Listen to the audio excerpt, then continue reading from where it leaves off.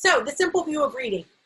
Word recognition times language comprehension equals reading comprehension. It's a multiplication problem, and that matters. Multiplication matters because anything times 0 is 0. And it's really important that we recognize we can't leave one side out over the other. They are both important in order to get the outcome or the product, which is reading comprehension. Reading comprehension is an outcome or a product of us teaching and building skills in word recognition, teaching and building skills in language comprehension.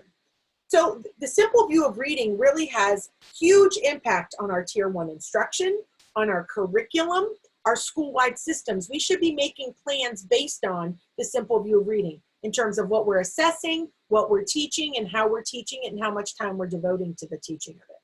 It's our helpful plan for multi-tiered systems of support. So this simple view of reading is the work of Goff and Tumner from 1986. So again, we've had this information for a long time, but it's now coming to the forefront.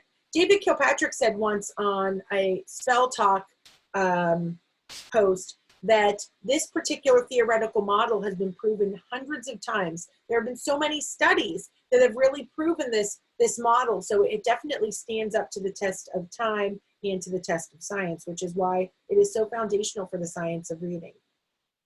So as we dig deeper into this is something that we've done in Ohio's Plan to Raise Literacy Achievement as well. When we dig deeper, we see that it's phonological awareness. Under word recognition, we have phonological awareness, which is the knowledge of sounds, decoding, which we typically refer to as phonics, and then sight word recognition, which sight word recognition comes when we can map those sounds to the letters. So orthographic mapping is critical for that sight word recognition. In fact, I would like to call that orthographic mapping and not sight word recognition, because some folks see sight words and think, oh, that must mean visual memorization. When really, the way we store those words is not based on just vision in general, it's based on orthography. So our knowledge of those letters and how they string together and map to sounds. So word recognition is a little more cut and dry, going back to that true or false question from earlier.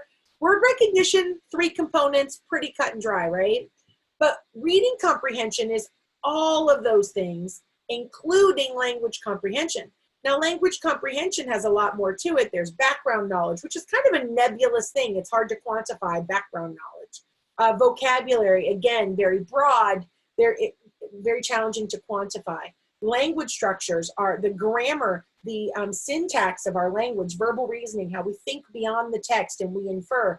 See, these are very abstract concepts. So language comprehension is definitely much more in the abstract, whereas word recognition can be a little bit more concrete.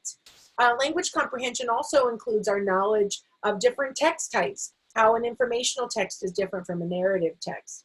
So we need to understand this in order to plan appropriate instruction, because we have to make sure that we have curriculum for both sides of a simple view of reading. So if you just have, for example, I've worked with districts that purchase a great phonics program. So they buy a wonderful phonics program, and then maybe they supplement it with something like Hegarty for additional phonemic awareness. That's wonderful, but that just gives you a 1 under word recognition, right? 1 times 0 is 0. If you also don't have great grade level rich text to build background knowledge and explicit vocabulary instruction happening daily, and knowledge of language structures through explicit writing instruction daily, 1 times 0 is 0. And so when it comes to reading comprehension, we're not going to increase our performance. So it's important that we are teaching both sides of the simple view of reading. So under word recognition, we want to make sure we do have a fabulous, explicit, systematic phonics program. We'll talk about that more in session 2, but we have to have a program that teaches all of the phonics skills, doesn't leave anything out.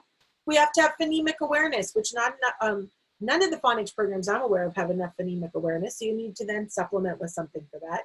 And we need to make sure that we're teaching sight words appropriately using orthographic mapping. Under language comprehension, however, we need grade level rich texts to build background knowledge.